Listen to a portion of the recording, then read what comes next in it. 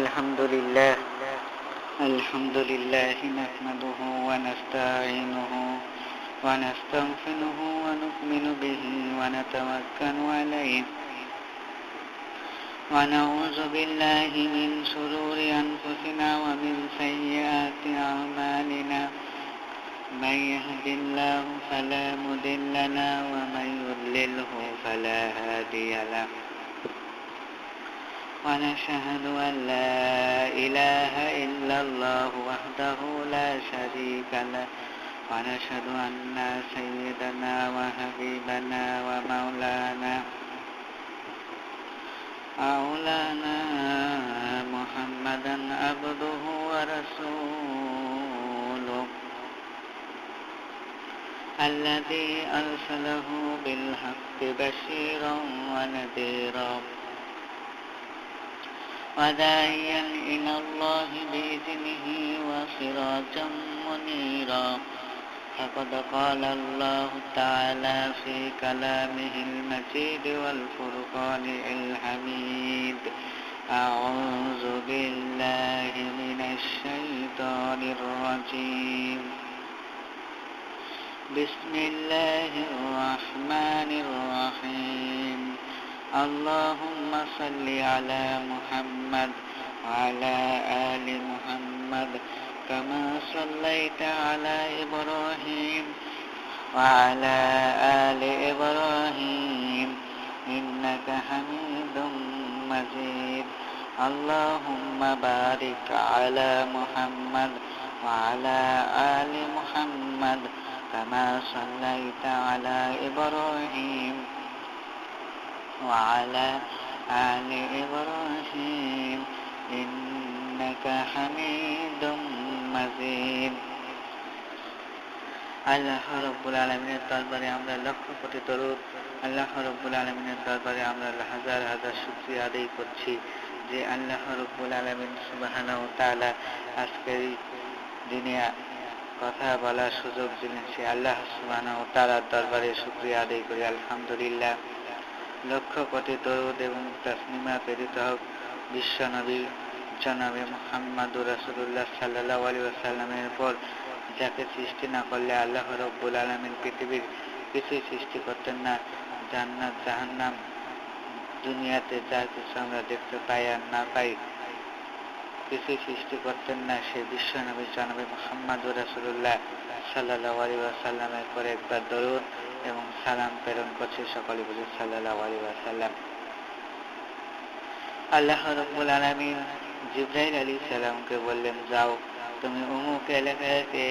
আল্লাহ রাব্বুল আলামিন জিবরাইল আলাইহিস সালামকে বললেন, যাও তুমি অমুক এলাকাকে গিয়ে ধ্বংস করে দিয়ে আসো, উলট পালট করে দিয়ে আসো। জিবরাইল আলাইহিস সালাম বললেন, হে আল্লাহ রাব্বুল আলামিন, অমুক এলাকায় তো তোমার একজন বান্দা আছে যে তোমার সাথে কোনোদিন নাফরমানি করে নাই, তোমার সাথে গাদ্দারি করে নাই, তাকে কি করব?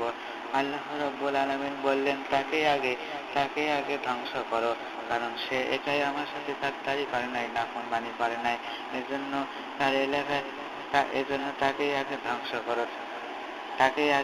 ধ্বংস করো, তারপর গোটা এলাকাকে গাদ্দারিতে লিপ্ত ছিল, গোটা এলাকায় আমার সাথে গাদ্দারিতে লিপ্ত ছিল, নাফরমানিতে লিপ্ত ছিল।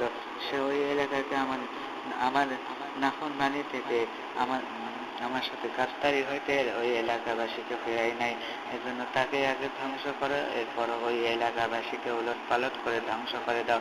জিবরাইল আলাইহিস সালাম ওই ব্যক্তিকে আগে ধ্বংস করলেন, তারপরে ওই এলাকাবাসীকে উলট পালট করে ধ্বংস করে দিলেন। এজন্য আমরা ইসলাম সম্পর্কে যা জানি আমাদেরকে আগে তা আমল করতে হবে এবং তা প্রচার করে দিতে হবে।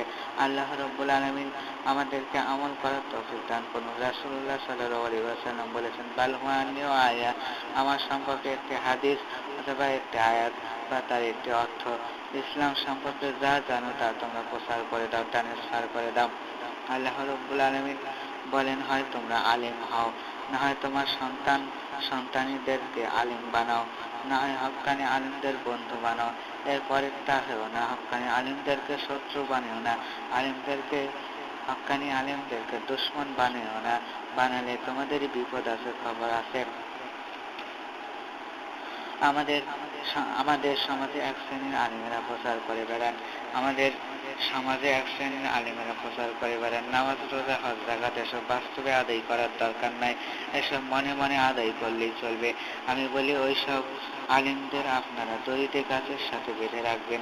তারা যদি বলে আমাদের ক্ষুধা লেগেছে, আমাদের পেশাব পায়খানা লেগেছে, আমাদের ছেড়ে দিন, তখন আপনারা বলবেন খাওয়া দাওয়া পেশাব পায়খানা এসব মনের ব্যাপার, এসব আপনারা মনে মনে আদায় করে নিন। নিয়ে আসা দুইজন পাত্রী একজন ইহুদের বাড়িতে বেড়াতে গেছে,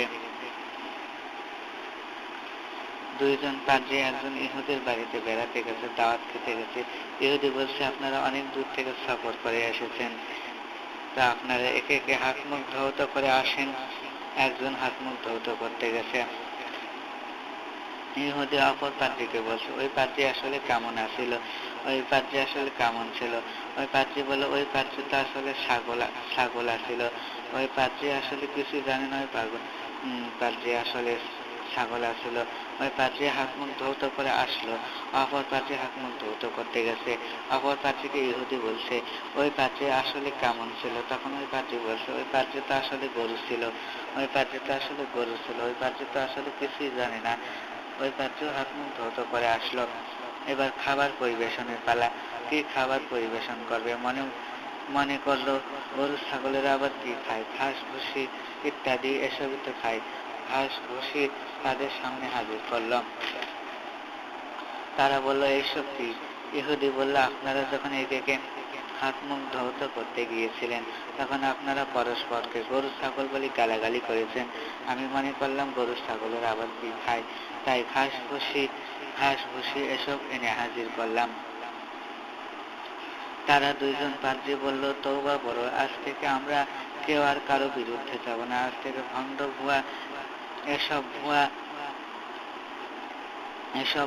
ভুয়া নামধারী আলিমদের কারণে আজ হক্কানি আলিমদের জেল খাটতে হচ্ছে, ফাঁসি হচ্ছে।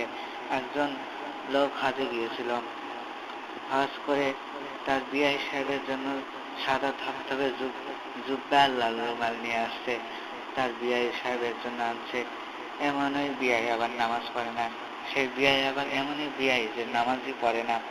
একদিন সেই বিআই এর দেয়া ধবধবে সাদা জুব্বা পরছে, লাল রুমালও পরছে। ওই এলাকা ছেড়ে অন্য এলাকায় চলে গেছে, বাজারে চলে গেছে। বিকেলে বাজারে ঘুরতেছে, মাগরিবের ওয়াক্ত হয়ে গেছে, মাগরিবের আজান হয়ে গেছে। এখন নামাজের সময় তো আর জুব্বা পরে বাজারে ঘোরার কোনো সুযোগ নাই বা ঘোরাফেরা করার কোনো সুযোগ নাই। চলে গেছে মসজিদে, ওযুটা বানাইছে, মসজিদে ঢুকছে। ওয়াক্তিয়া মসজিদে তো নির্দিষ্ট কোনো ইমাম থাকে না। এখন সবার নজর চলে গেছে সাদা জুব্বার হাজি রুমালের দিকে। সবাই বলছে ইমাম কই। একজন বৃদ্ধ চালাক মুসল্লি বলছে ইমাম নাই তো কি হয়েছে, আল্লাহর রহমতে একজন ইমাম আমরা পেয়ে গেছি। সবাই ওই সাদা জুব্বা আলাকে বলছে ভাই মাগরিবের নামাজটা পড়াই দেন, আমাদের কোনো ইমাম নাই, আজকে মাগরিবের নামাজটা পড়াই দেন। তিনি বলছেন আপনারা আমাকে যা বলছেন, যা মনে করছেন, আসলে আমি তা না। আমি জামা গায়ে দিচ্ছি আলেমের, কিন্তু আমি আলেম না। বৃদ্ধ চালাক মুসল্লি বলছে বুঝছি, যারা জানে তারা এরকমই বলে, যারা আল্লাহর ওলি তারা এরকমই বলে, আমি কিছুই জানি না। নামাজ আপনার পড়ানোই লাগবে, জোর করে দিয়েছে যায় নামাজে। এখন নিয়ত করতেছে জনগণও ছাড়ে না, আমিও পারি না। আল্লাহু আকবার। সূরা ফাতিহার পর পড়ছে সূরা নাস, রুকুতে চলে গেছে। রুকুতে গিয়ে চিন্তা করতেছে এখন আমি কি করব, এরপর তার কোনো সূরাই নাই। এখন তো পালালে খবর আছে, সিজদার ভিতরেই কাম ছাড়তে হবে।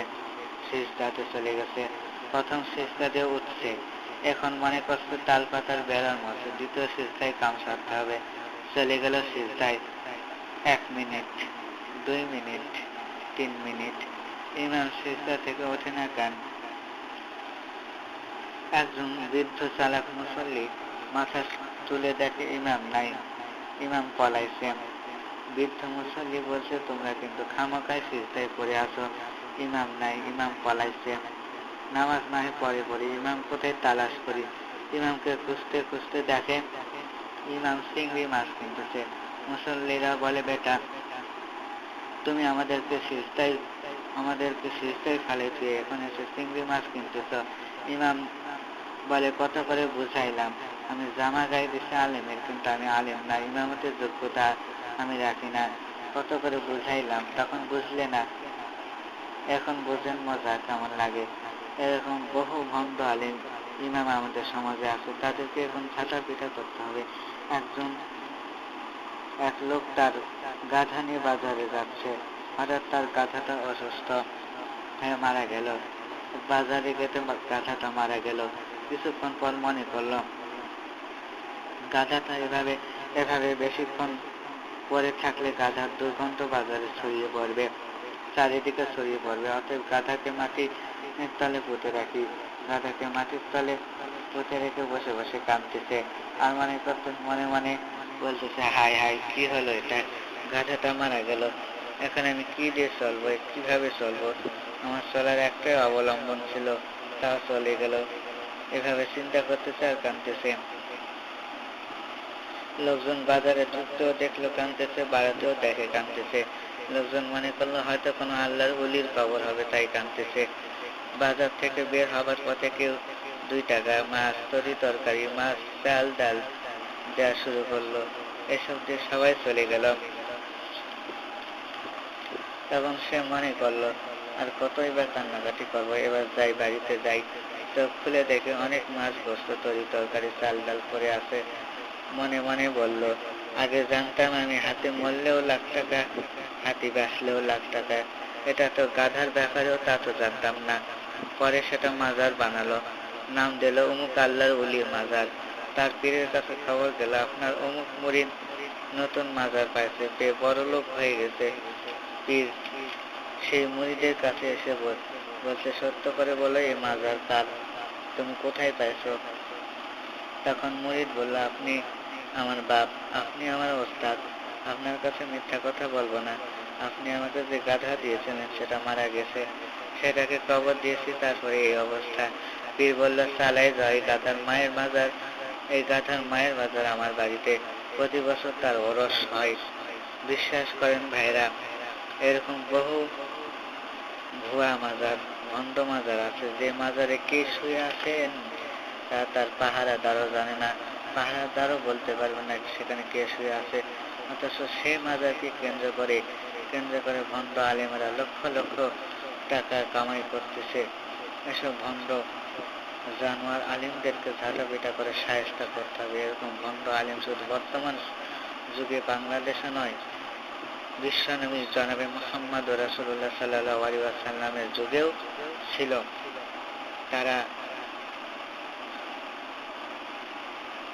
বেশ বসে আলিম সেজে, মুসলমান সেজে সাহাবায়ে কেরামদের মধ্যে দ্বন্দ্ব তৈরি করে দিতে চেয়েছিল। তারা চেয়েছিল সাহাবীদেরকে হত্যা করতে, ইসলামকে ধ্বংস করতে, ইসলামের পোশাক পরে, কিন্তু তারা তা পারে না। আজকে ইসলামের আলো অল পৃথিবীতে ছড়িয়ে গেছে। আজ এই ধরনের ইহুদি নাসারাদের আলিমদেরকে ধ্বংস করে দিতে হবে। আজ আমাদেরকে, মুসলমানদেরকে ঐক্যবদ্ধ হতে হবে, এই প্ল্যাটফর্মে এসে দাঁড়াতে হবে। বাংলাদেশে যত ভণ্ড আলিম আছে সব আলিমদেরকে শায়েস্তা করতে হবে। আল্লাহ আমাদেরকে সেই তৌফিক দান করুন, সবাই বলি আমিন। ওয়া আখিরু দাওয়ানা আনিল হামদুলিল্লাহি রাব্বিল আলামিন। আসসালামু আলাইকুম ওয়া রাহমাতুল্লাহি ওয়া বারাকাতুহু।